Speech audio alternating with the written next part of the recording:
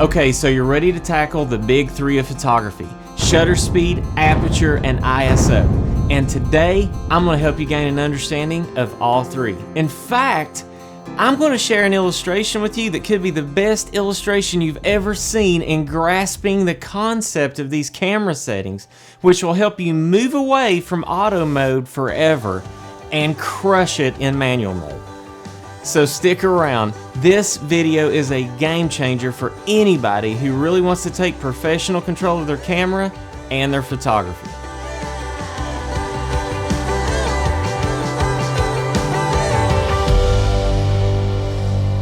Hey everybody, I am so pumped to be back here this week for this video. It's so good to see everybody again. Today we're getting into the big three of photography: shutter speed, aperture, and ISO. And this is probably my favorite part of teaching basic photography, and it could be the most important part for you to grasp in your photography journey.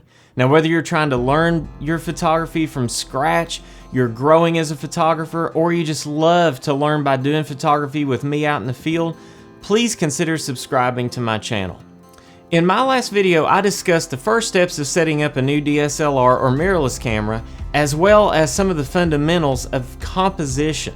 Now, if you happen to miss that video, I'll put a link in the description, as well as a link to my mobile download, which has got a lot of great tips for beginning photographers, and you can follow along with that. Now, I find that it works best if you download it and put it into books on your iPhone, so that you can actually interact with that PDF. So if you want to, go ahead and grab that and follow along. I hope you've been practicing composition and gaining an understanding of the rule of thirds. Once you get this concept in your head, you'll probably never be able to shoot photography the same way again. Whether it's with your phone or whether it's your big camera, you'll be imagining that tic-tac-toe board on your screen, and it could even change the way that you watch your favorite TV shows and movies. You'll be sitting there and suddenly you're evaluating the way that they compose the scene. My photography students used to tell me about midway through the semester, "Jason, you've ruined me. I can never watch movies or TV the same way ever again." Well, I hope this series doesn't ruin your movie experience forever, but rather I hope it gives you a better understanding of crafting images, so that if you do see something you really like on a show or a TV or a photograph that you just happen to come across, you'll be able to take it apart, look at the composition, and get in your head how you could go and achieve the same thing. But once you've mastered composition, that's only part of it. Now we have to master exposure, and that's where we get into the big three. So let's dive in right now and let's talk about shutter speed, aperture, and ISO. So here we go.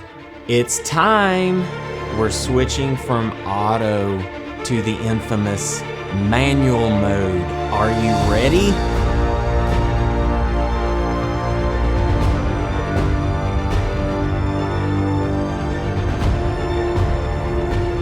The first thing I do when I get a new camera in my hand, after learning how to turn it on, is I find out where my big three are. I find out where that wheel is that I can change my shutter speed. And on my Nikon, it's right here on the back, and it's the same on my Sony. I can turn this little wheel and change my shutter.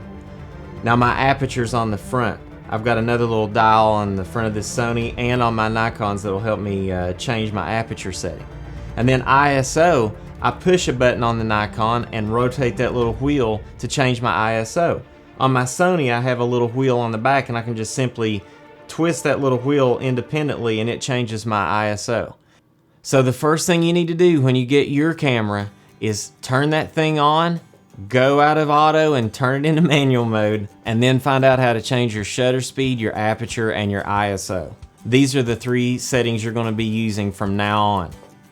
Now, in my photography classes, I used to use a little illustration. I'd draw it up on the board because I was struggling to come up with a parallel illustration from life that would help students understand the concepts of three different variables and how they work together with shutter speed, aperture, and ISO. Now, the medium that we're using as photographers is light. And so I decided, what if we used water? What if we assume that light is kind of like water? Water flows like light flows, and we can control it and we can contain it. So I come up with this little illustration, and it uses spigots or faucets across the top, and then it has buckets underneath. Now, the faucet itself, or the spigot, is representing our shutter speed.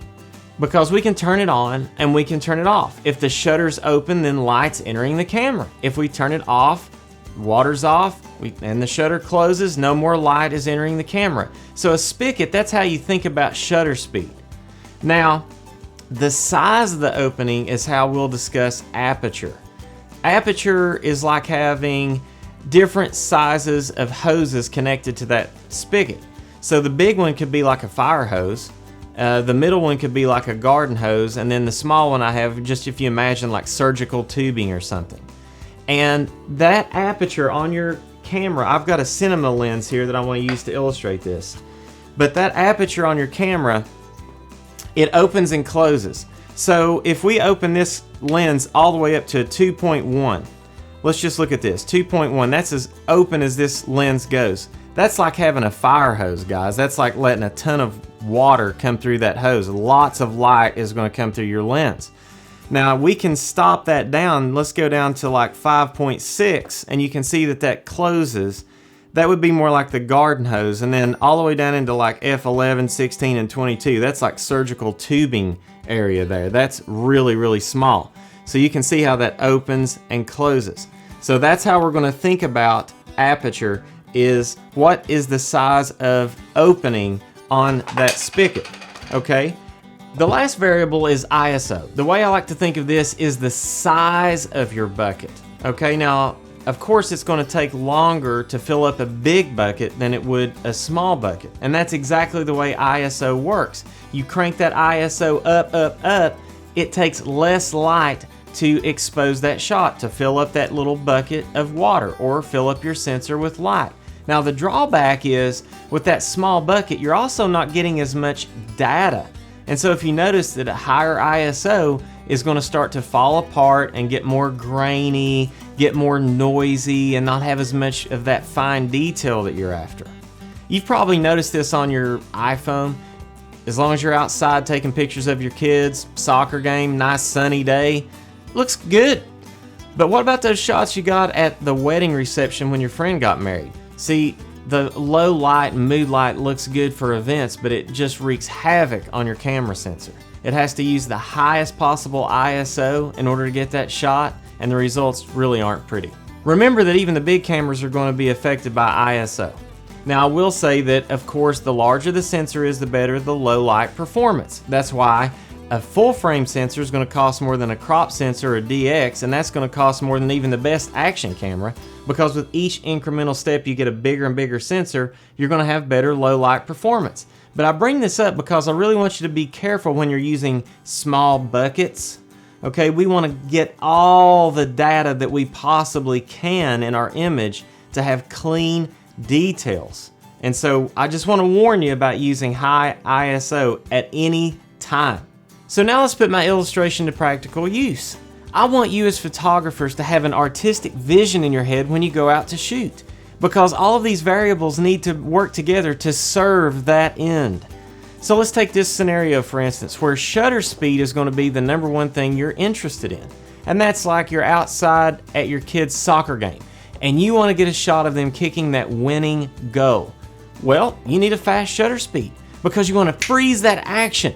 You want that little valve to be open, close, really, really fast. Otherwise, you're going to get trails and motion blur from the child moving across the frame. So how fast would your shutter speed have to be to capture that?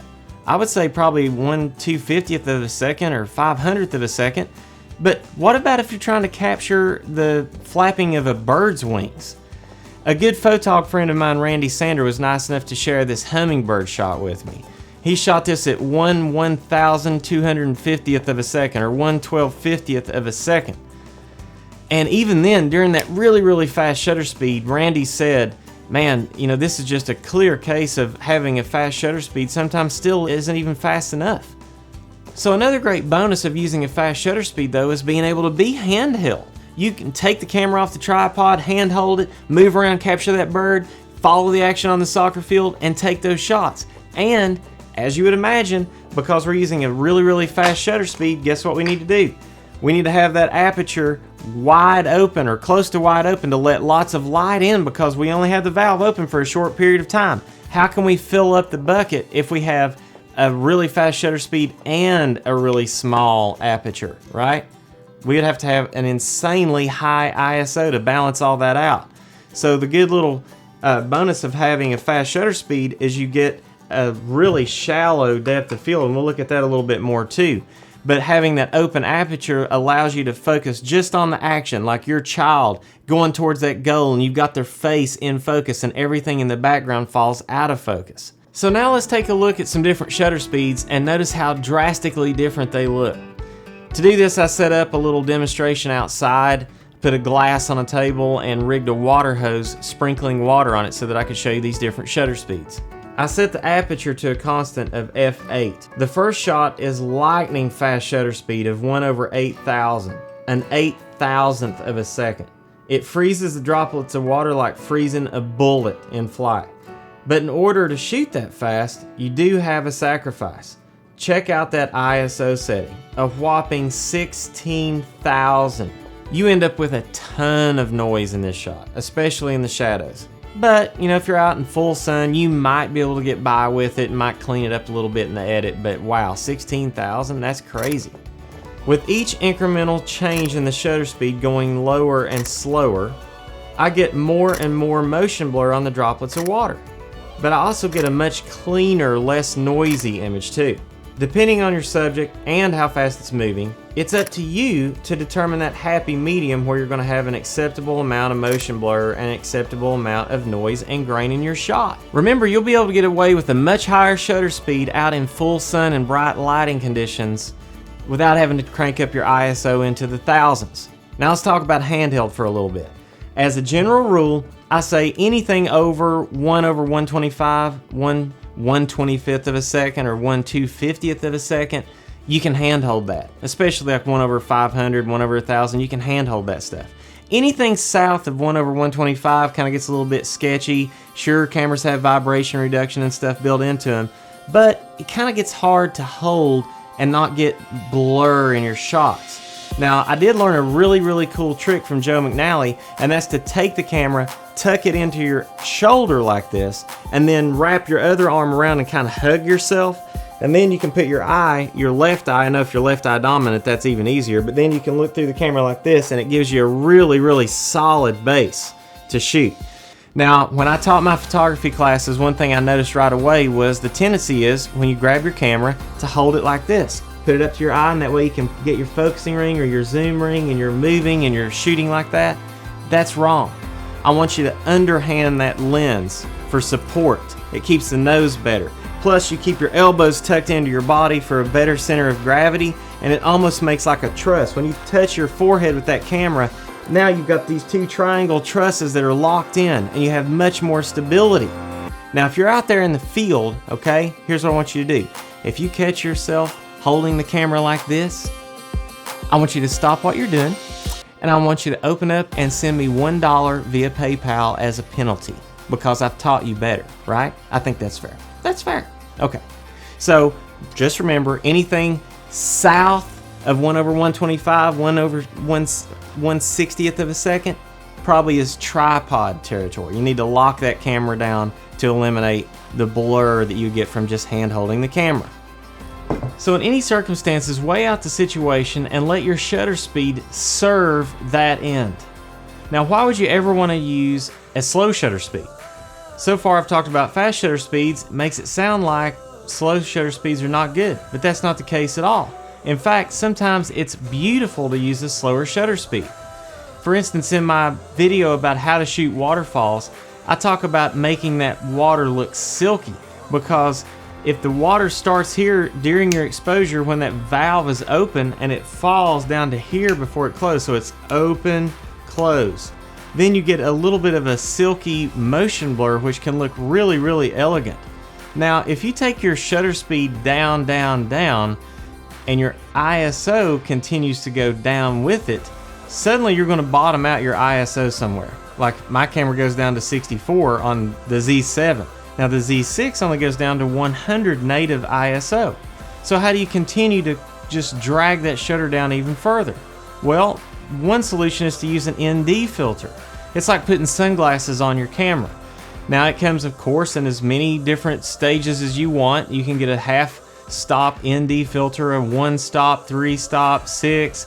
I use a 10 stop ND filter, which allows me to stay at an ISO of 64, and even out on bright conditions, I can drag that shutter down even to like 30-second exposure.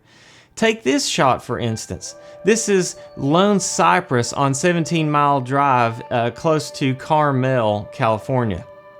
And I knew I was going to be visiting this beach, and I wanted to kind of have a colorful, beautiful sunset on the Pacific coast. That's kind of what everybody dreams of, right? Well, I get to Lone Cypress and it's foggy and misty. So what I decided to do was to go in step with all of that mist and fog and drag that shutter down to like a 30-second exposure.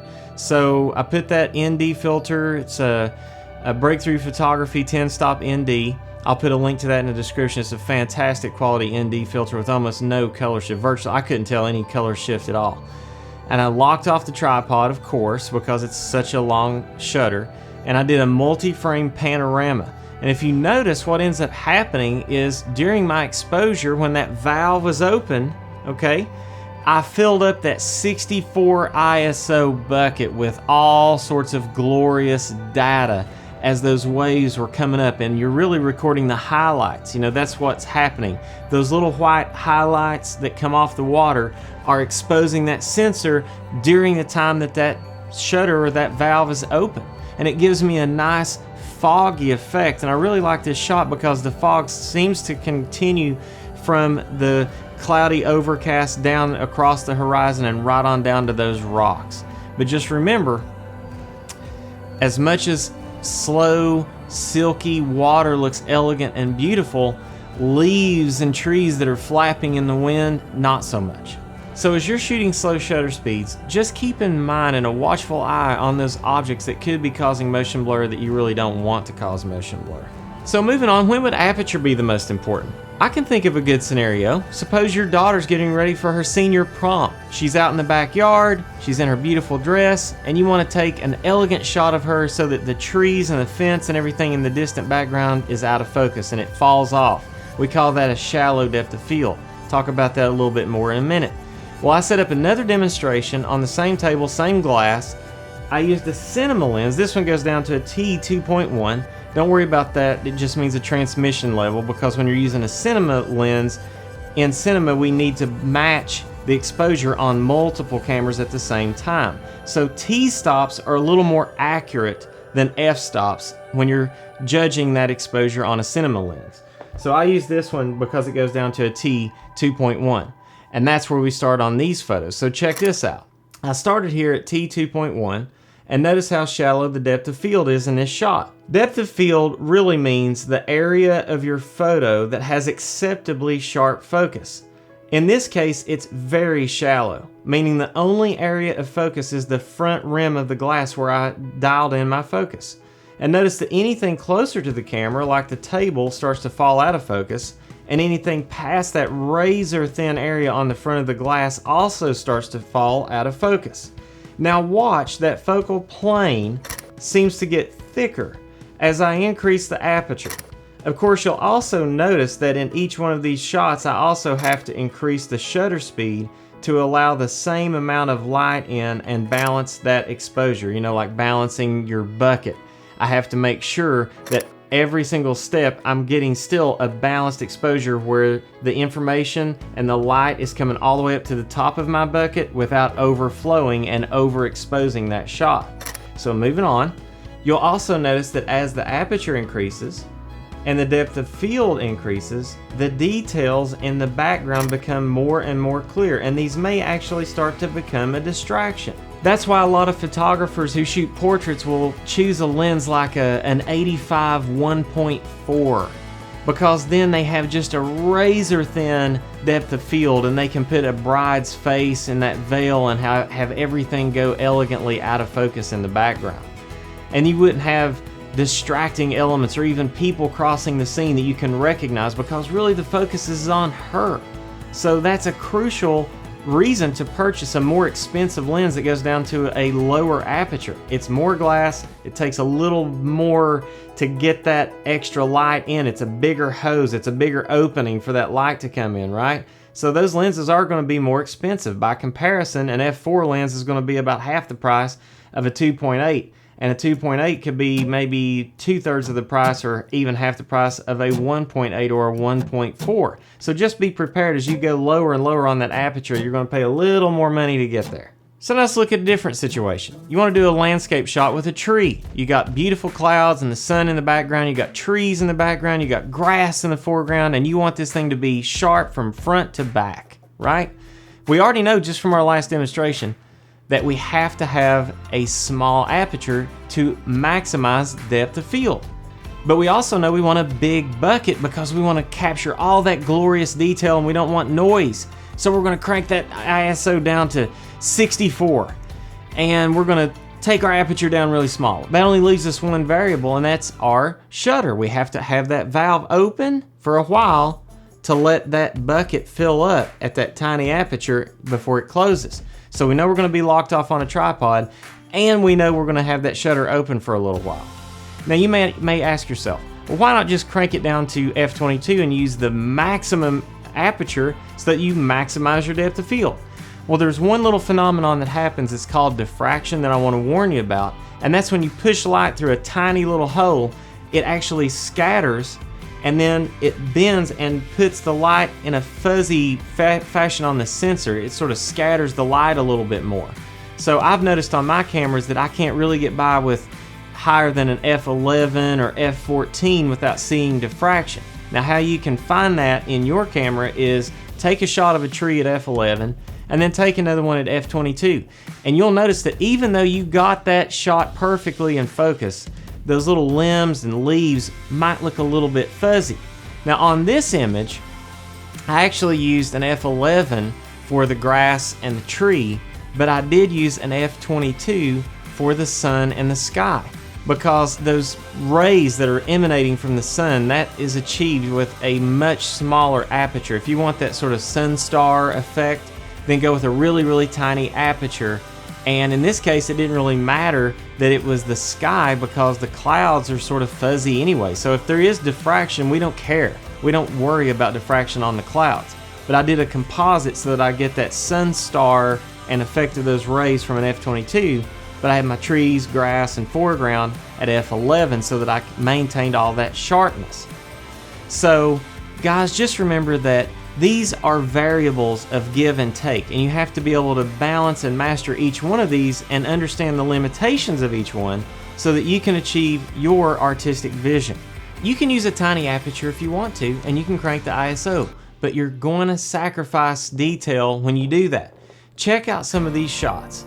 As I increase the ISO, watch how this noise increases incrementally and dramatically. And you're going to find a place where you're just not going to be satisfied. So just keep in mind, with every one of these variables, there are limitations. And there's give and take. Sure, you can shoot with a really, really slow shutter speed, but you're going to get some motion blur in maybe some areas that you don't want, like the leaves and things around a waterfall. So just be careful with every single one of these variables and know their limitations. So now that we've covered the big three in controlling your exposure and maintaining your artistic vision, let's talk about a tool that's built right into your camera that will help you measure that. It's called your histogram. And virtually it's a little scale. You've seen it on the back of your camera. It looks like a little mountain that will measure the amount of light that's hitting the sensor in real time. It's telling you, hey, you're about to overflow your bucket or you're not going to have enough. So I went out and did a demonstration at my pond to show how this works in real life.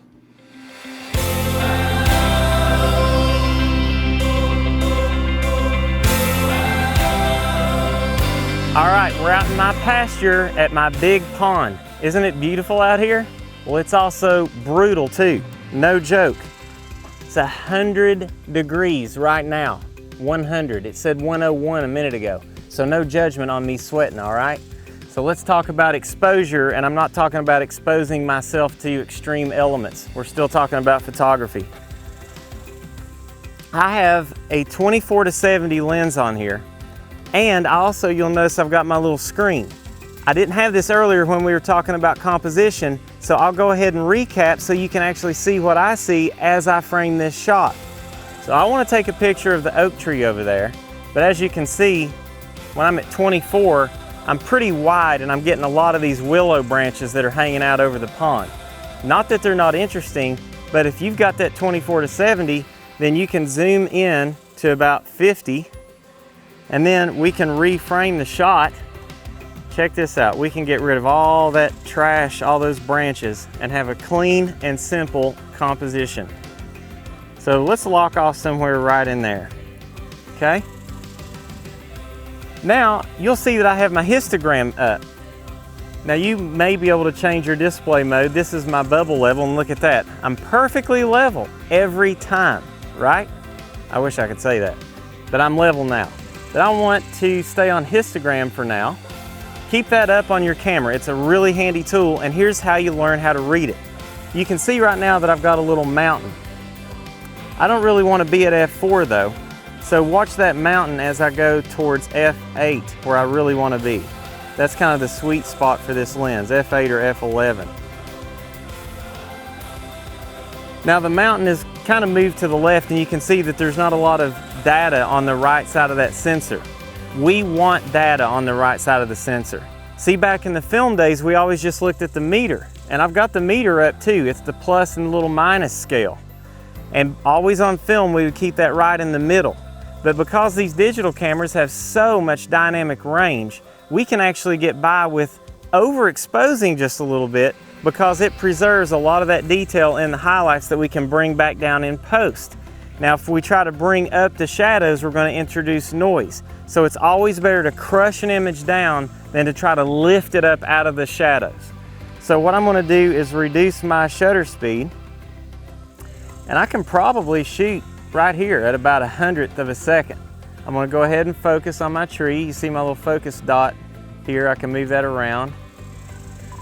And we're at f8, so that should be pretty sharp. That's probably a good image. And I may even be able to go down to 1/80. And I still should have detail in those highlights. If I go to review, always go into review. But you can see right here that I actually have some blinkies on here. It's telling me that those are clipped. Are they clipped? Probably not. I can probably bring those back down in post. But if you're on a RAW file, I'll stress that it has to be a RAW file. You probably have some information there. If it's a JPEG, then don't let your histogram touch that right side. Otherwise, it will clip. So I may be happier at like 1/100. So I'm going to take it back to 1/100. Now lastly, on exposure, I recommend bracketing your shots. That means getting several exposures of one shot so that you know for a fact you've got one that's perfectly exposed. Now the way I do it on my camera is I've got on my quick menu preferences set, auto bracketing is one of my choices. And I want to tell it to shoot 3 frames at a 1 stop increment. I'm going to hit OK. I'm also going to go ahead and go into my release mode and tell it I want a 2-second delay. And what I'm going to do is press the shutter release, and it's going to take 3 shots consecutively, one at 1/100, one a stop under, and one a stop over. And it only affected the shutter speed. See, it left my aperture exactly where I wanted it. So now in post, I know for a fact that one of those won't be overexposed too much to bring my clouds back down where they're supposed to be. In addition to that, what you can do is take all 3 of those shots, since we're locked off on a tripod, merge those together into a kind of an HDR, and even extend your dynamic range by like a full stop. Always watch your histogram. Look at your light meter, but notice that if there's clouds in the sky also, if a little cloud were to come over us right now, we would probably lose 2 to 3 stops of light. So don't just set it and forget it. It's not like that. Every time you take a shot, you really need to be looking at your exposure and checking that histogram. Learn how to read your histogram. So as you fill up each one of your exposure buckets and you're looking at your histogram, remember to expose to the right of the histogram. Now these new cameras have so much latitude and so much dynamic range. Don't be afraid to see that histogram kind of hovering around on the right hand side. Now of course I'm talking about shooting RAW here, because what JPEGs do is they compress data and anything that's above like 100% just gets clipped off. And it just gets lost because it's trying to compress the file size down.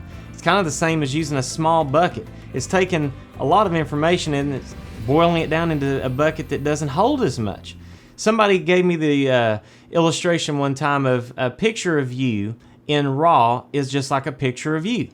And then a JPEG of you is like a picture of you, but it's got about 1,000 hairs plucked out of your head. It's got about 100 threads pulled out of your shirt. And it's kind of you, but it's not all you. So make sure you're shooting on RAW. We learned that in the first video. But as you're pushing this file in edit, you're going to be blown away at how much detail is retained in those highlights. When you shoot RAW and you expose to the right of that histogram, you're going to have all sorts of glorious, wonderful data to bring your artwork to life. And like I said in my last video, this is kind of hard work. I dumped a lot of information on you in my last video, and I dumped even more on you on this video. You got to get out there and practice this stuff, but God will reward you for that effort. About a week ago, and that shot I just showed you of the quince tree, that's out in my pasture. I got up and I saw that there was kind of some clouds on the horizon. I thought they may look cool, but I wasn't really even sure if it was worth shooting. So I got my camera, got my tripod, put that 14 to 30 lens on there, and I got out and I set up, leveled up the camera, and I just kind of looked at the light. And it was almost just unbelievable how the lighting changed, and suddenly the sun started peeking up over that cloud. I got that sunburst effect, and I was there to capture it. And I knew exactly what pieces I needed to put that composition together, and I just happened to be there. Now, a few days later, I get up in the morning, I go in the bathroom, the whole room is literally ablaze of red because the sunrise, I'm up just after right as golden hour is starting, and the bathroom's just blazing red. And I run over to the window and look out, and I see that the sun is cutting underneath these high clouds, and the bottoms of them are just skirted with light, just being raked with light. And I think to myself, now I'm not going to go out and shoot because I don't have time. By the time I get my camera and get my tripod out there, the lighting's going to change. But I thought, all right, I'm going to go out here and practice. I'll get something. So I grab my camera and I go walking towards that tree, and I suddenly start feeling water drops falling around me. And as I'm walking, I'm looking like, these are high clouds. There should not be rain falling out of these clouds. So I'm walking towards the quince tree, and my curiosity kills me, and I look over my shoulder, and I see the most incredible rainbow that I've ever seen.